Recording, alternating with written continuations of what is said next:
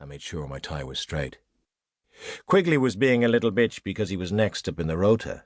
If he hadn't been a waste of space, O'Kelly might have let the case go to him. "What have you done?" "Shagged your sister. I brought my own paper bags."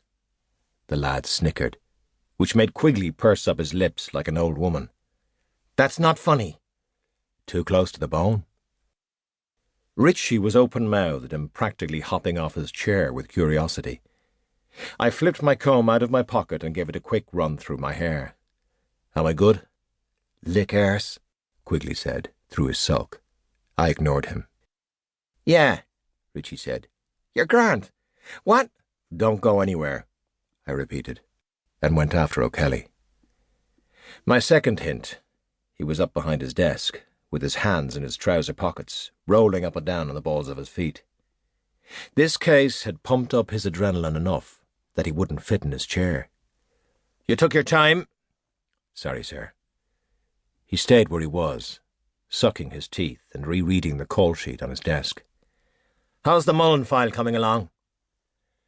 I had spent the last few weeks putting together a file for the Director of Public Prosecutions on one of those tricky drug dealer messes, making sure the little bastard didn't have a single crack to slime through. Some detectives think their job's done the second the charges are filed, but I'd take it personally when one of my catches wriggles off the hook, which they seldom do. "Good to go, give or take. Could someone else finish it up?" "Not a problem." He nodded and kept reading. "O'Kelly likes you to ask. It shows you know who's boss. And since he is in fact my boss, I have no problem rolling over like a good little doggy when it makes things run more smoothly. Did something come in, sir?" "Do you know Bryanstown?" "Haven't heard of it." "Neither had I. It's one of those new places, up the coast, past Balbriggan. It used to be called Broken Bay, something." "Broken Harbour?" I said. "Yeah, I know Broken Harbour." "It's Bryanstown now, and by tonight the whole country'll have heard of it." I said, "This is a bad one." O'Kelly laid one heavy palm on the call sheet, like he was holding it down. He said, "Husband, wife, and 2 kids stabbed in their own home. The wife's headed for hospital. It's touch and go. The rest are dead."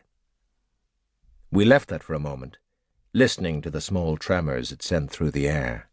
I said, "How did it come in?" "The wife's sister. They talk every morning, but today she couldn't get through. That got her het up enough that she got in her car and headed out to Bryanstown. Car's in the driveway, lights are on in broad daylight, no one's answering the door, she rings the uniforms. They break the door down, and surprise, surprise." "Who's on scene?" "Just the uniforms. They took one look and figured they were out of their depth. Called it straight in." "Beautiful," I said. "There are plenty of morons out there who would have spent hours playing detective and churning the whole case to shit before they admitted defeat and called in the real thing. It looked like we had lucked into a pair with functioning brains." "I want you on this. Can you take it?" "I'd be honoured." "If you can't drop everything else, tell me now and I'll put Flaherty on this one. This takes priority." Flaherty is the guy with the slam dunks and the top solve rate. I said, "That won't be necessary, sir. I can take it." "Good," O'Kelly said, but he didn't hand over the call sheet.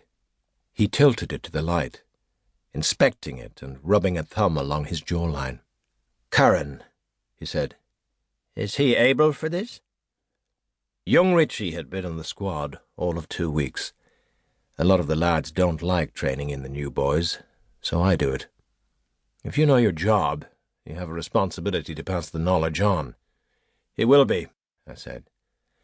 "I can stick him somewhere else for a while, give you someone who knows what he's at."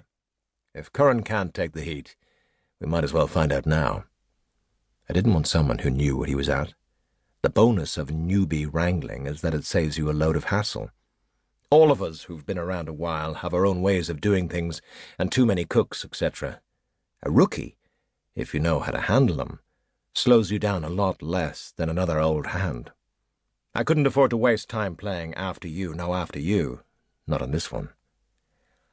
"You'd be the lead man, either way. Trust me, sir."